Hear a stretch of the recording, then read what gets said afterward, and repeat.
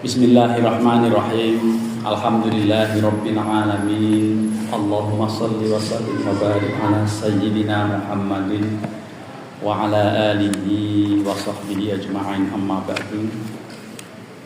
Fa inna asdaqal hadithi kitabullah wa khairal hadi hadi Muhammadin sallallahu alaihi wasallam. Wa syarrul umuri muhdatsatuha wa kullu muhdatsatin bid'ah wa kullu bid'atin dhalalah wa kullu dhalalatin finnar. Wa bi sanatinal muttasili ilal imamil muallifi rahimahullahu ta'ala wa adaman naf'a bihi wa bi ulumihi fid dharain amin. Babus soidi wal dzabaihi. Ini bab tentang berburu dan penyembelihan. Untuk yang berburu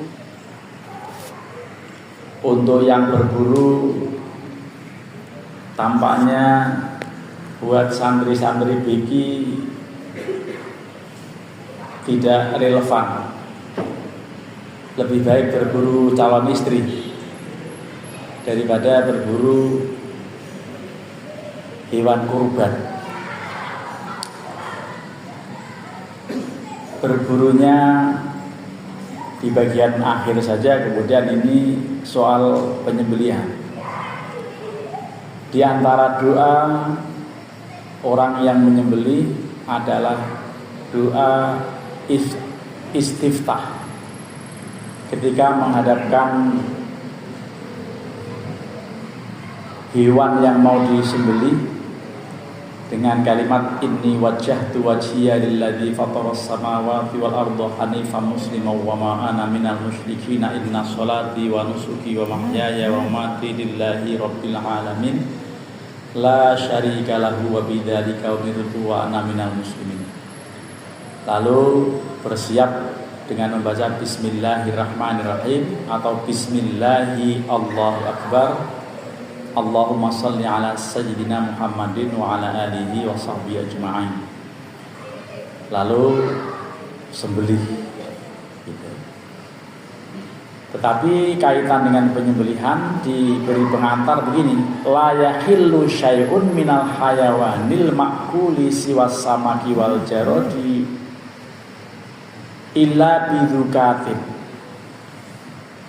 Tidak pernah bisa menjadi halal semua jenis binatang yang tanpa disembelih kecuali ikan dan belalang. Burung dara harus disembelih, walaupun enak, bunuhnya enak, asal dibanting mati dia, tapi tidak halal. Saya pernah beli di sebuah depot pecel ayam, pecel lele gitu. Saya iseng pesen burung dara. Istri saya ayam, kemudian ada bebek, macam-macam lah anak-anak. Saya udah siap nyocolin. Udah saya mau makan gitu. Saya lihat-lihat ini paruhnya di sini, ujung lehernya di bawah, kok nggak ada bekas sayatan. Saya panggil masnya, mas. Kenapa mas? Ini sampean apa ini burung ini? Sembelih pak, mana bekas sembelihannya mana? Orang itu kebingungan, tidak bisa menunjukkan di mana sembelihannya dilakukan. Utuh itu lehernya. Saya tidak makan akhirnya. Saya bayarin, tetap saya bayarin, semuanya saya bayarin. Tapi saya kemudian pesan yang lain, atau tepatnya waktu itu juga makan. Saya nungguin anak-anak istri pada makan, tapi yang burung dara saya nggak makan karena jelas tidak halal. Ini dikatakan la yahillu syai'un minal hayawanil ma'kuli siwas samak wal jarad illa bidzukatin. Jadi tidak bisa kalau tanpa disembelih, kecuali ikan dan belalang. Liqaulihi ta'ala, karena Allah berfirman, a'udzubillahi minasyaitonirrajim, hurrimat 'alaikumul maitatu wad-damu wa lahmul khinziri wa ma uhilla li ghairillahi bihi wal munkhaniqatu wal mawqudatu wal mutaraddiyatu wan natihatu wa ma akalas sab'u illa ma dakaitum wa madhuh bihalan nusubi dan seterusnya. Ini ayat ini yang menjadi dasar bahwa diharamkan buat kalian bangkai, darah, daging babi dan semua jenis yang disembelih bukan karena Allah, bukan karena nama Allah gitu ya. Karena untuk sedekah laut, karena untuk ruatan, karena untuk menolak bala sesajen dan lain-lain tuh. Kalau tujuannya untuk sesajen tidak akan halal. Itu yang dikatakan wa mauhilla li ghairillah bihi, dan semua yang disembelih bukan karena Allah. Juga wal munkhaniqah, yang tercekik. Dulu waktu saya kelas 4 SD punya kambing diikat, ternyata dia jatuh, gantung dan mati. Tercekik sama ikatannya itu, sama tambangnya. Itu tercekik haram. Wal mauqudatu, terpukul juga haram. Nah, ini bukan terpukul, dipukul. Sapi-sapi tertentu yang di stunning, dipingsankan, itu dipukul di bagian kepalanya pakai tembakan hampa itu. Ukurannya ada sebetulnya, tapi kadang-kadang bolong ininya, tempurungnya ini gara-gara terlalu tidak ukurannya itu, peluru hampanya itu. Semua sapi jenis yang dari Australia tidak ada keluhnya, tidak ada ketomnya, tidak ada kendalinya, sehingga memang persyaratan Australia untuk bisa diimpor ke Indonesia, caranya kalau penyembelihannya dengan stunning. Nah, itulah yang problem kaitan dengan yang tercekik atau terpukul ini, dipukul pingsan lah, dalam suasana pingsan itu dia potong lehernya.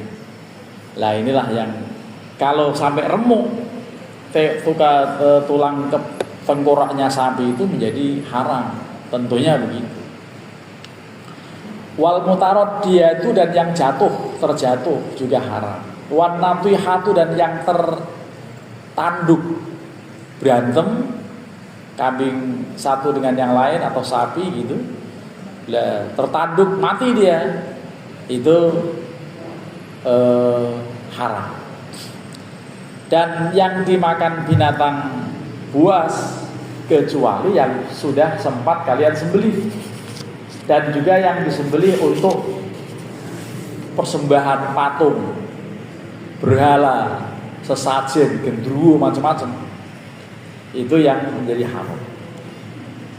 Nah, wa yahillu samaku wal jaradu min ghairi dzukatin atau dakatin. Ya, dzukatin namanya, atau dakatin. Tanpa disembelih enggak apa-apa, yang penting apa tadi? Samak, ikan laut atau ikan tawar, semuanya halal tanpa disembelih. Wal jarad juga belalang, tapi belalang yang tertentu suka di pohon jati. Kalau yang di Ngawi, Gunung Kidul dan tempat-tempat tertentu kemarin, nah itu yang biasanya itu giginya udah teruji ngeremusi belalang. Waktu kemarin anak saya tur gitu, pertama-tama ke Bromo, ke Malang, ke Jogja, dipamerin di bis itu ngeremusin belalang gitu. Jadi di bis atau di apa itu dipamerin, dia makan aja enaknya gitu, geli rasanya. Ya, kalau belalang halal, mungkin jangkrik juga makanan ikan arwana itu kita goreng halal gitu ya. Nah, tapi masalah ya, apakah memang betul jangkrik sama dengan belalang? Gitu. Dulu Romo Yai Agung ya, Romo Agung Payaman, saya dengar cerita dari Mbah Solihun almarhum. Ditanya mengenai hukum makan larong. Orang dulu larong dipeyek itu memang dasar geragas. Itu kata Romo Agung, oh ya halal waktu disembelih. Gitu. Jadi kalau bisa nyembelih ya halal gitu. Ya yang mau nyembelih laron sih, laron disembelih. Waduh, ribuan laron itu kan biasanya nggak disembelih juga kan. Nah, itu sebetulnya bukan halal. Beliau bilang, yus rapopo waton disembelih gitu. Jadi rapopo dimakan masalah disembelih. Lah laron itu disembelih bagaimana itu urusannya? Nah ini artinya beliau itu sambil bercanda tapi memberi jawaban yang pasti kepada masyarakat. Bah terus muti hukumnya laron. Ayo oleh, seperti disembelih. Disembelih laron bagaimana? Nah, itu satu. Yang kedua, dulu ada orang yang kerjaannya tuh ngobor itu kodok. Kodok diobor, tanya itu di pengajian, "Mbah, hukumnya ngobor kodok pripun?" Ayo oleh. Bar diobor gak pakai, bar diobor ya pakai. Yang itu kalau cepeng lah, nyepengnya itu ya nggak oleh. Megang, nangkepnya itu ya nggak boleh. Kalau cuma ngobor dioborin, ya sudah dioborin aja gitu. Hukumnya nggak apa-apa, tapi jangan ditangkap lah, ditangkap digoreng ya itu haram. Nah, itu jadinya kalau ngobornya aja boleh katanya. Nah, ini jawaban sederhana tapi kemudian sebagai edukasi bagi masyarakat. Ya, mengenai lah yang sembrono tiduran di Solo sudah 52 tahun beroperasi, baru belakangan menyebutkan bahwa minyak yang digoreng, yang dijadikan goreng ayam itu juga buat goreng babi. Tuh, memang benar-benar itu restoran di Solo itu sudah seumur saya berbuka sejak 50 tahun, 52 tahun yang lalu. Itu namanya ayam goreng widuran. Itu terkenal dan heboh itu kemarin. Karena baru belakangan memberitahu masyarakat bahwa selama ini ada yang haram. Karena apa? Minyaknya jadi satu dengan yang buat goreng babi lah, kan kacau. Artinya minyaknya terkontaminasi dengan babi lain. Jadi ini penting untuk diketahui ya. Min ghairi dukatin, tanpa disembelih nggak apa-apa kalau ikan dan belalang. Liqouli sallallahu alaihi wasallam, uhillat lana maitatani as-samaku wal jaradu li anna zakatahuma la tumkinu fil adati fasaqata i'tibaruha. Jadi karena menyembelih keduanya itu baik belalang maupun ikan itu tidak memungkinkan. Jadi lele itu nggak usah disembelih, digepuk aja itu kepalanya, halal. Gitu, lele pokoknya jenis ikan terus ya, tapi kalau sudah sampai bau kayaknya nggak seger, jadi nggak enak ya. Kalau sampai bau gitu sebaiknya tidak dikonsumsi. Kalau di Jakarta ini ikan laut sampai 4 kali mati, tapi kalau kita ke Gorontalo, ke Papua gitu, kemarin ke Parepare, Makassar itu baru sekali mati ikan-ikan itu. Ya masih seger, baru sekali mati. Kalau di sini udah 4 kali masuk kulkas, masuk kulkas, malah udah 5 kali malah matinya di Jakarta ini. Nah, jadi akhirnya apa? Nggak seger-seger. Itu kadang-kadang ngerasanya udah lain. Faslun, ini satu fasal yang lain. Wal afdalu, dan yang afdal ayakunal mudaki muslimah. Yang nyembelih itu afdalnya muslim. Gitu. Malah kalau dipersyaratkan, kalau untuk mencari sertifikat halal ke MUI harus, atau ke BPJPH harus dilakukan oleh juleha. Siapa juleha? Bukan nama saya, juru sembelih halal. Juru sembelih halal. Saya punya. Saya antisipasi jaga-jaga kalau nanti sudah nggak laku jadi dosen, saya bisa ngelamar untuk menjadi tukang potong ayam di pasar-pasar, karena saya punya sertifikat juleha itu. Jadi sebaiknya yang beli di masjid-masjid di mana-mana musim kurban ini orang yang sudah terlatih, sudah punya sertifikat juleha. Ya, dia punya golok tajam yang untuk eksekusi sapi maupun kambing. Fa in dzabaha musyrikun nudirat fa in kana murtaddan aw wathaniyan aw majusiyan lam yahillah. Jadi kalau orang musyrik yang menyembelih, apalagi orang murtad, apalagi dia penyembah berhala atau orang penyembah api, majusi, itu tidak halal. Liqaulihi ta'ala wa ta'amul ladzina utul kitaba, ya, wa ta'amul ladzina utul kitaba hillul lakum wa ta'amukum hillul lahum wa haula'i. Jadi ini dalam surat Al-Maidah ayat 5. Ayatnya jadi satu dengan hukum boleh menikahi ahli kitab dan juga boleh memakan hasil sembelihan ahlul kitab Yahudi Nasrani. Jadi sedangkan orang murtad, orang penyembah berhala, penyembah api, itu tidak termasuk kategori ahlul kitab. Yang tidak dikatakan wa ta'amukum halul lahum itu bukan. Jadi kalau ini ahlul kitab boleh. Wa haula'i, orang-orang murtad tadi, orang penyembah berhala, penyembah api, laisu min ahlil kitab, tidak termasuk ahlul kitab. Kalau ahli kitab masih boleh, orang Yahudi, orang Nasrani gitu, penyembelihannya masih boleh, masih halal gitu ya. Tapi walaupun begitu ya sebisa mungkin malah orang Islam. Nanti diskusinya itu bagaimana kalau binatang atau hewan kurban dibagi sama orang non muslim gitu.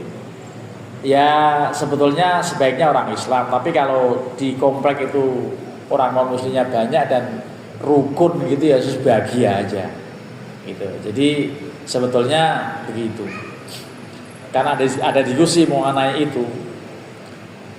Termasuk orang non muslim ke musola, ke masjid bawa kambing disumbangkan untuk panitia, terima saja sembelih, ya jangan kurban. Ini sosial, ibadah sosial dia, sembelih halal gitu. Tapi jangan kurban, jangan pakai disebut namanya untuk kurban, enggak, karena kurban harus orang Islam kan gitu. Jadi cuman yang dibawa harus kambing, tiba-tiba bawa babi gitu lah, itu nggak sopan banget ya. Ke masjid waduh, itu kalau gitu diviralkan aja kalau ada ya. Nah, insya Allah nggak ada, ya, insya Allah nggak ada. Jadi ini sembelihan yang paling bagus orang Muslim, tapi kalau kepepetnya dulu kita masih boleh, gitu. Wa in kana yahudiyan aw nasraniyan minal ajam halal lil ayah. Sekalipun Yahudi Nasrani tidak termasuk yang Arab ya, Yahudi Nasrani dari Kelantan, Yahudi Nasrani dari Jogja, dari Magelang kan banyak orang Kristen tuh ya. Katanya halal lil ayah, dasarnya ayat yang wa ta'am itu wa ta'amukum hilul lahum itu, atau wa ta'amuhum hilul lakum. Jadi wa ta'amul ladzina utul kitaba hilul lakum.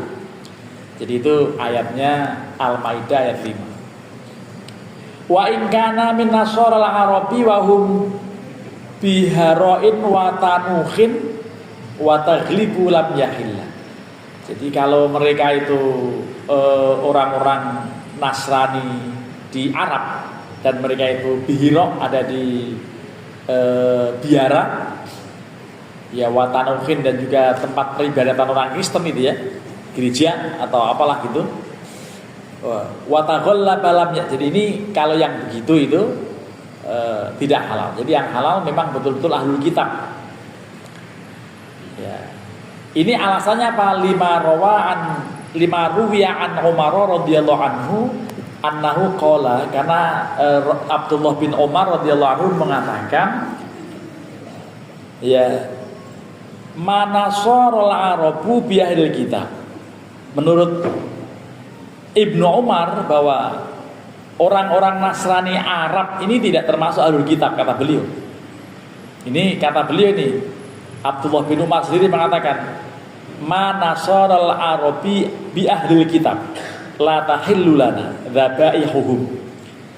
Orang-orang Nasrani yang tinggal di kawasan kita ini, di kawasan Arab, kata beliau, tidak termasuk ahlul kitab yang halal penyembelihannya buat kita. Gitu, itu kata Ibnu Umar. Gitu. Kalau beliau yang orang Arab atau katakan yang tinggal di Arab, termasuk Yahudi Nasrani atau Nasrani di Arab itu menurut beliau tidak halal gitu. Bagaimana Nasrani yang di Kelantan, yang di Arab juga halal gitu kan? Ini menurut Abdullah bin Umar. La tahillu lana dzabaihum, tidak halal bagi kami sembelihan mereka. Tuh Abdullah bin Umar yang mengatakan. Makanya lebih baik yang Islam lah kalau ketua-ketua DKM setiap masjid itu pasti Islam. RPH kita juga Islam. Ya, rumah potong hewan. Di sini insya Allah kurbannya di RPH kan. Setelah pernah mencoba di RPH ternyata ya ketagihan, lebih tertib di RPH memang. Ke sini tinggal dikantong-kantongin gitu dan tidak berdarah-darah. Di sini dulu pernah di sini saya ikut mengeksekusi, tapi akhirnya ya mungkin kurang efektif gitu ya. Di samping anak-anak santri dilibatkan, tapi ya hanya rame anaknya, tapi nggak terampil orangnya karena yang belum pernah gitu, bikin ribet doang gitu. Nah, tapi kalau di sana tenaga terlatih semua, ya kalau anak santri sih nggak usah ngulain, yang penting makan aja udah gitu ya. Ya, dagingnya insya Allah gitu ya. Wa an Ali bin Abi Thalib radhiyallahu anhu, dan dari Ali bin Abi Thalib radhiyallahu anhu annahu qala la tahillu dzabaihu nasara bani Taghlab. Tidak halal penyembelihan orang-orang Nasrani Bani Taghlab. Bani Taghlab kata beliau. Ini orang Arab nih, Bani Taghlab.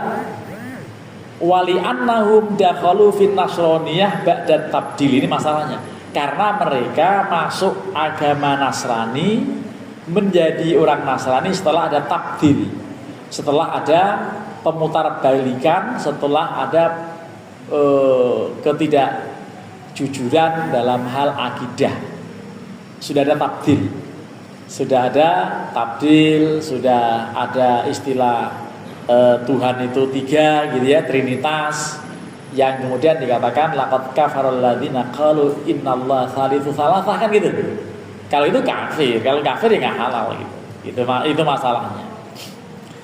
Wal mustahabbu, dan yang disunahkan ayyakunal mudzakiyu rajulan, sebaiknya jenis kelaminnya laki-laki. Walaupun perempuan boleh juga, tapi perempuan nggak usah nyembelih lah. Perempuan nyacak-nyacak dagingnya saja, menimbang-nimbang dagingnya kalau jadi panitia begitu. Kalau di kampung kami itu semua, tua muda, anak kecil semua turun ke lapangan, turun ke halaman untuk ibu-ibu apalagi. Makanya besok tetap hari Jumat, di jeda Jumatan, tapi ibu-ibu lanjutin gitu. Jadi besok tetap walaupun jatuh pada hari Jumat, pelaksananya insya Allah tetap di hari Jumat di Magelang sana. Ya. Li'annahu aqwa 'ala dzabhi, karena biasanya laki-laki lebih kuat untuk menyembelih gitu, bukan perempuan. Walaupun perempuan ada yang kuat, tapi apakah ada perempuan yang menjadi jagal sapi gitu? Nah, kayaknya kok agak jarang ya. Jarang, saya belum pernah ketemu di RBH selalu laki-laki. Sampai ke India, saya pernah ke Islamabad sana ya, melihat ini laki-laki semuanya, tidak ada yang perempuan. Yang perempuan dulu pernah ada mahasiswa praktikum di UIN. Waktu itu perempuan motor, wah berani banget tuh. Ternyata hasilnya potongannya itu masih bau kambing. Nah, itu ciri yang potongannya belum bagus. Kalau kambing yang dipotong bau itu cirinya belum bagus.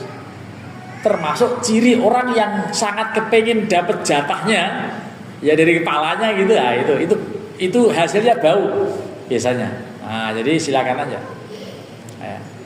Kalau saya insya Allah nggak bau motong gitu ya, karena saya udah nggak pengen, cuman kalau dikasih ya seneng.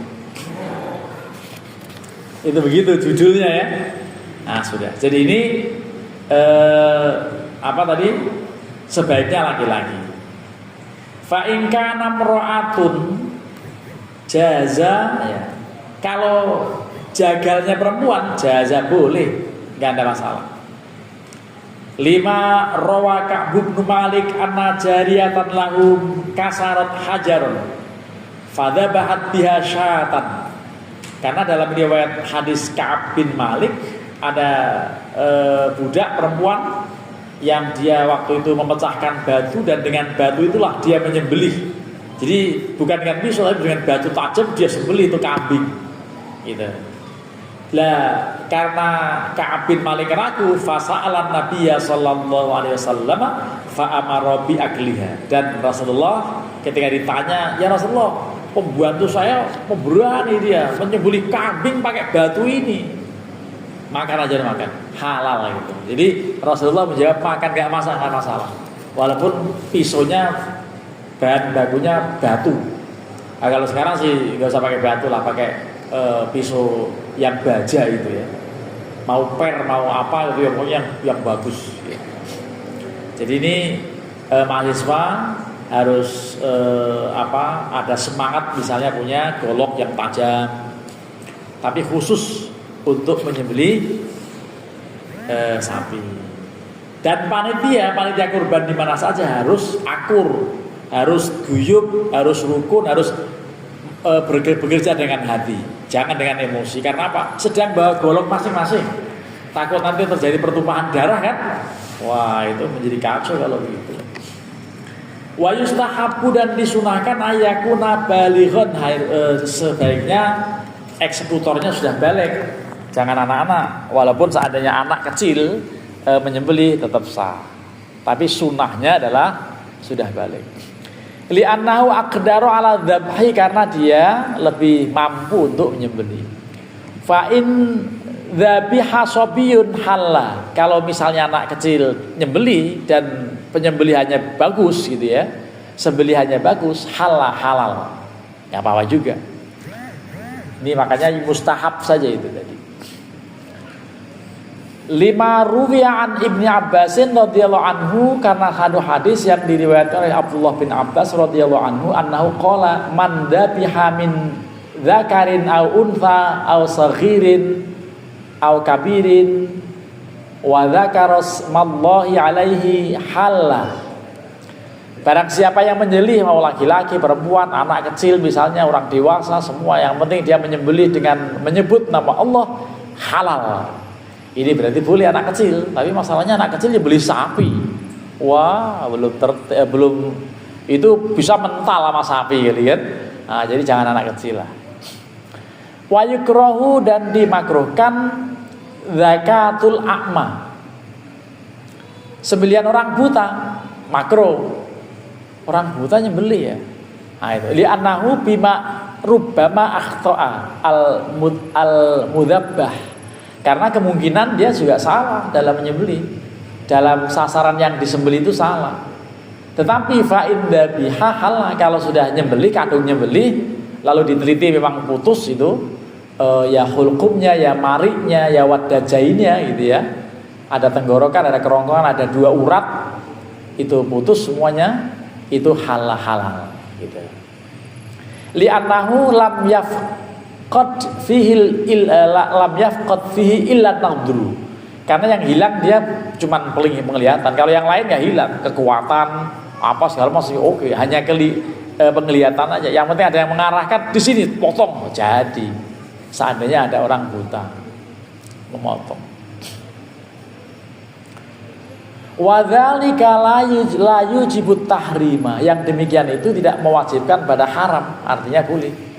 Tetapi wayukrahu juga dukatul wayuhratu dukatus sakron, orang mabuk, orang gelek, lagi mabuk, lagi teret-teretnya nyembelih, makruh.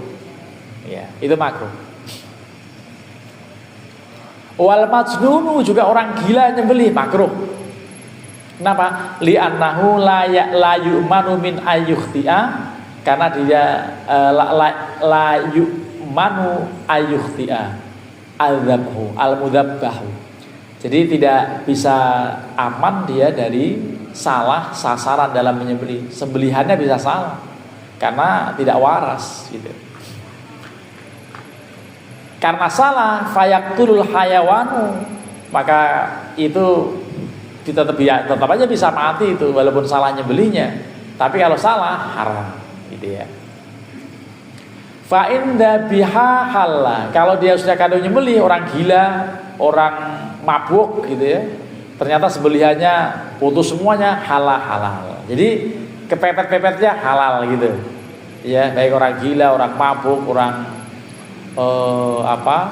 ya anak kecil gitu ya. Itu semuanya dikatakan seperti itu. Jadi tadi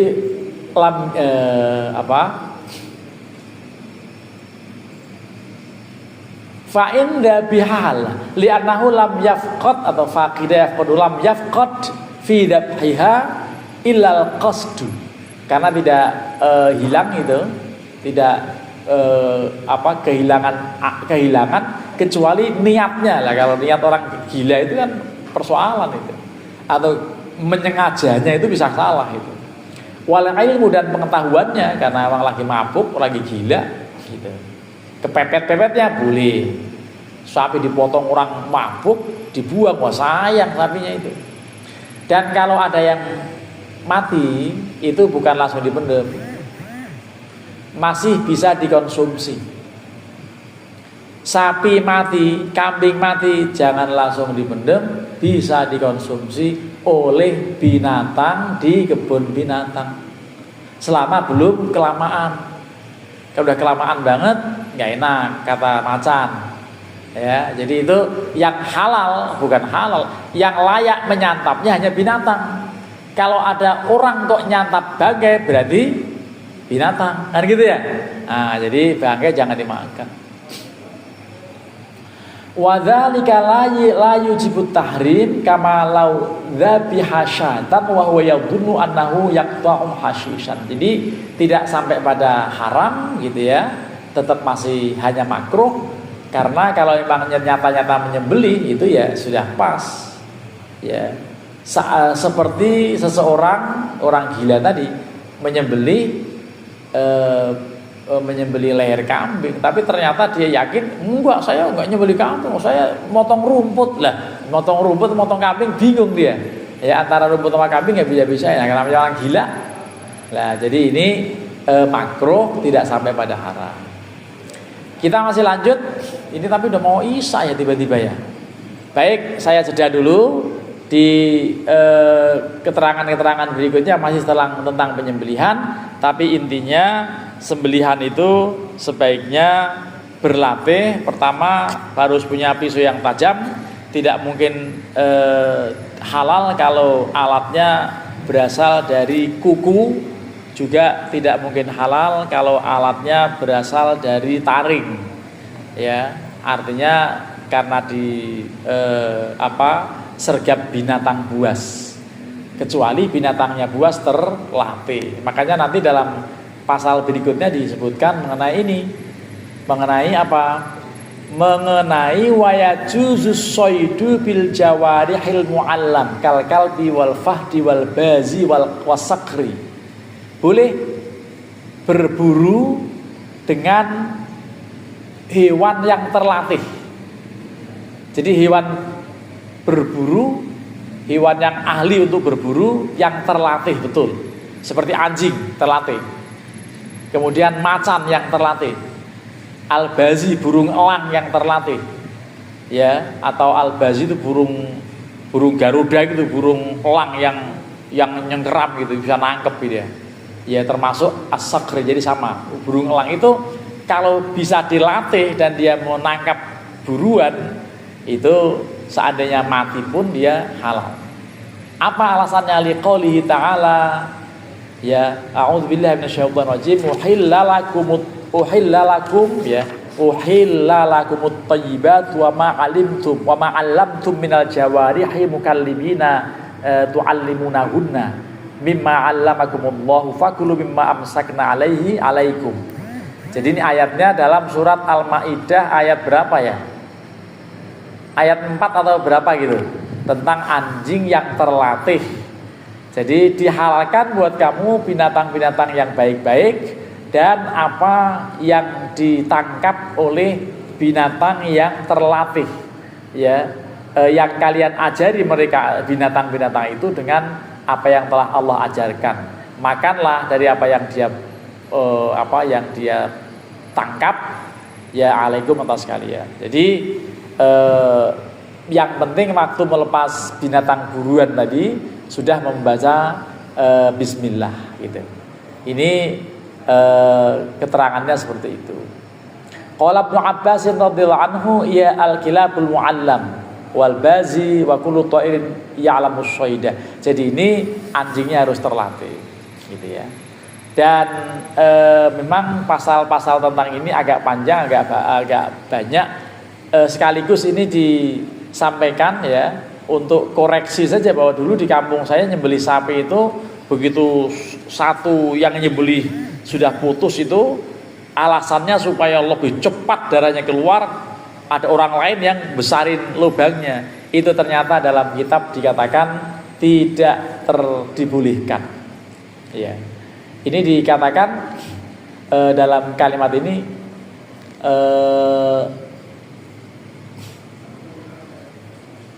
ada pernyataan wal mustahabbu idza dzabiha alla yukassira unuqaha wala yaslukha jildaha qabla an tabarroda lima rawa anal farofisah qala li Umar radhiyallahu anhu annakum ta'kuluna ta'aman la na'kuluhu qala wa madzaka, dan seterusnya. Ini artinya tidak diperbolehkan kalau ada dua orang yang mengeksekusi dalam sembelihan.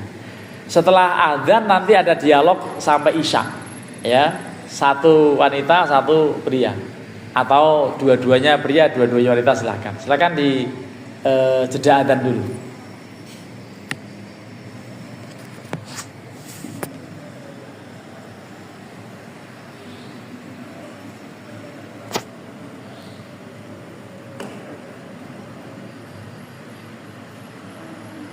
Silakan kalau ada pertanyaan. Ya, berarti dua-duanya laki-laki. Perempuan ada ya? Tidak ada, karena urusan sembelihan itu kan laki-laki. Yang wanita nanti ikut makan dagingnya aja. Silakan. Izin bertanya Pak Yai. Yang pertama, seperti yang diambilkan panjenengan tadi, urusan buruan. Jadi hewan buruan, ketika berburu menggunakan hewan yang terlatih, itu maka boleh diperbolehkan. Semisal kita berburu dengan menggunakan anjing. Anjing itu kan termasuk hewan yang najis di dalam madzhabnya Imam Syafi'i. Maka ketika kita berburu dengan anjing, otomatis kan anjing tersebut menggigit hewan buruan itu. Otomatis air liurnya juga terkena hewan yang kita buru.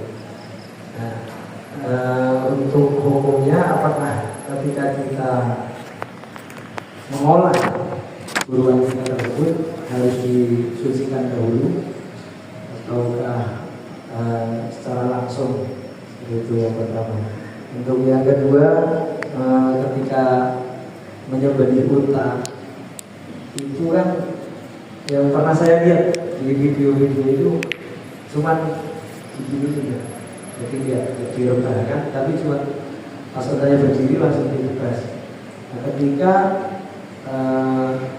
hukumnya itu belum terpotong, misalnya, itu apakah boleh diulangi lagi dan hukumnya bagaimana?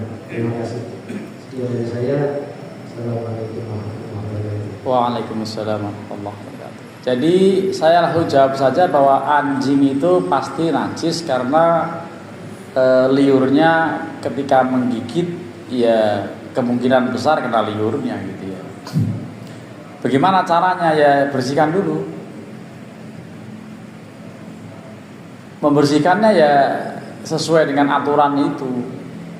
Kalau di dalam hadis dikatakan tuhuru ina'i ahadikum idza wuligha fihil kalbu ya bisab'in miyahin ihdahuna biturab. Ini juga dilakukan kalau gitu.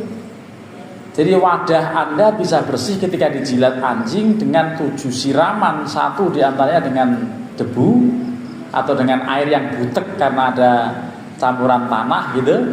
Itu juga bisa berlaku untuk makanan.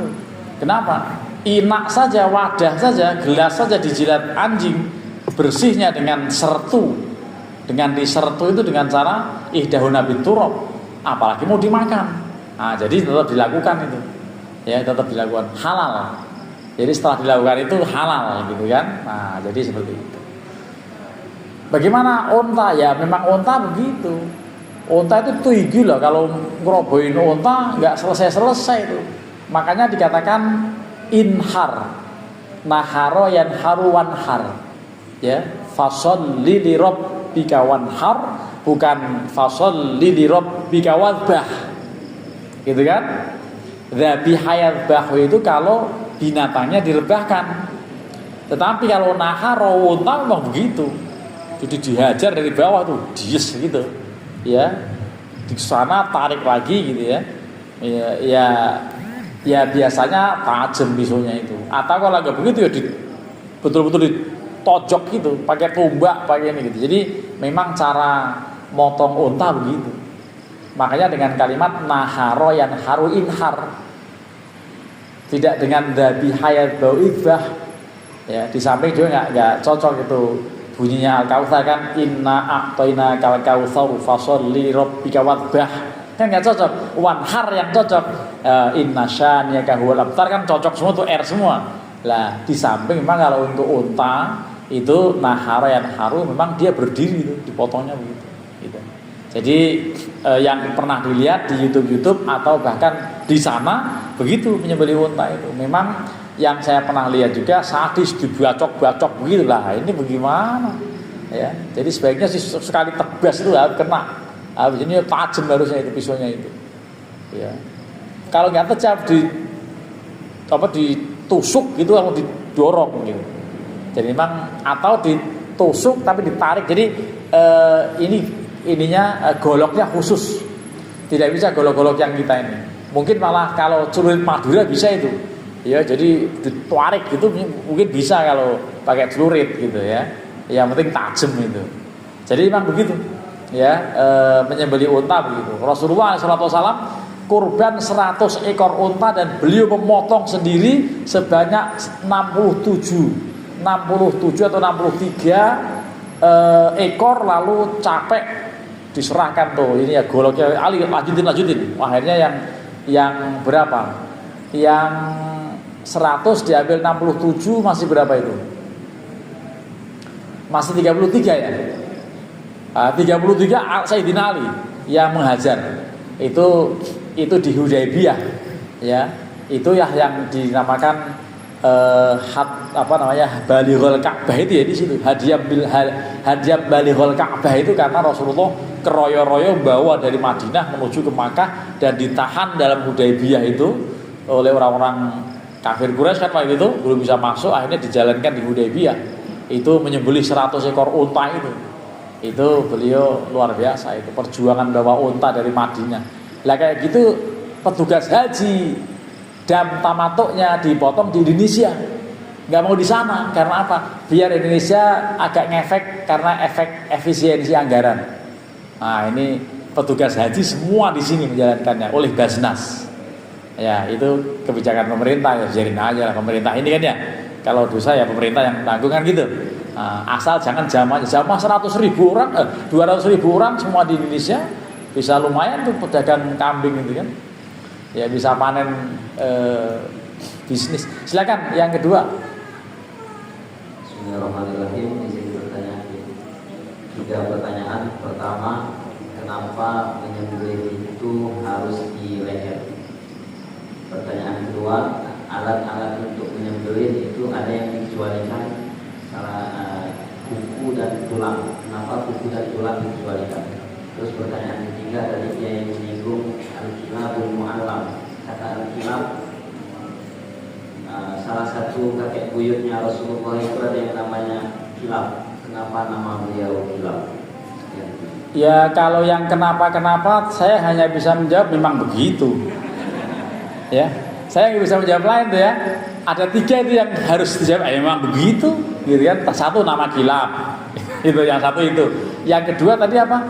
Itu juga memang begitu tuh, nggak bisa diprotes lagi. Di leher kan? Lah, mau disembelih di tungkak ya nggak mati pak. Mau disembelih di betis nggak mati. Memang leher itu yang bisa, leher pun di sini. Makanya Rasulullah bersabda, innallaha katabal ihsana ala kulli syai'in idza qataltum fasinul qitlah wa idza dzabhtum fasinul dzabhah atau dzibhah. Itu kalau kalian mau menghukum mati lakukan dengan baik, mau menyembelih juga dengan baik. Nyembelih yang baik di sini, menghukum mati di sini. Gitu. Kalau menyembelih orang jangan di sini. Berarti nyembelih kambing gitu, nyembelih orang di sini. Tapi pakai undang-undang. Pakai hukum pancung di sini, nunduk, dihajar dari atas, lepas, insya Allah nggak sakit. Karena semua urat-uratnya hilang semua, termasuk batang otaknya. Tapi kalau menyembelih di sini, supaya ini masih utuh, otak ini, batang otak ini masih utuh, nanti masih ada kontak antara otak dengan jantung, sehingga otaknya akan memerintahkan tolong cepet kamu semprotin darahnya. Nah, dengan begitu sembelih di sini darahnya nyemprot semuanya, steril, dimakan halal. Tapi orang-orang Cina nggak mau disembelih, babi itu ditusuk pakai besi panas di duburnya sampai mulutnya di tempat panas itu ditusuk supaya darahnya ngendap di dalamnya itu lebih lezat kata mereka. Emang benar-benar dah mereka itu ya. Jadi ada babi tidak disembelih. Nah, tapi kalau kambing, sapi, ayam harus disembelih di sini karena dengan begitu masih ada batang otaknya untuk memerintahkan supaya semprotin darahnya semuanya. Kalau nyembelih orang di sini, kenapa? Karena kalau disembelih di sini lalu lepas tidak akan ada rasa lagi. Makanya Amrozi dulu saya mau dihukum mati tapi tolong saya dipancung. Mahkamah Agung kebingungan karena nggak ada hukum acaranya. Hukum acara pidana nggak ada di Indonesia, adanya ditembak 6 orang loh. Semua orang mengarahkan satu ke jantungnya, hanya satu yang isi peluru. Begitu duer itu masih perlu 14 detik baru mati. Itu sakitnya luar biasa itu, pecah jantung masih tek sampai komat. Ya. Jadi sampai 14 detik baru mati. Itulah yang sangat menyiksa. Lah karenanya dipancung itu suruh nunduk, tangan di sini, dihajar dari atas itu pakai gede banget pedangnya itu, diayun sekali, lepas dan nggak sakit. Silakan kalau nggak percaya pergi ke Arab, bunuh orang, nanti kalau udah dipancung tolong hubungin saya, sakit atau enggak. Itu begitu ya contohnya. Mudah-mudahan tidak puas, nanti kita lanjut lagi diskusinya, kan udah Isya mau dilanjutin kan repot ya. Terima kasih, mohon maaf. Assalamualaikum warahmatullahi wabarakatuh.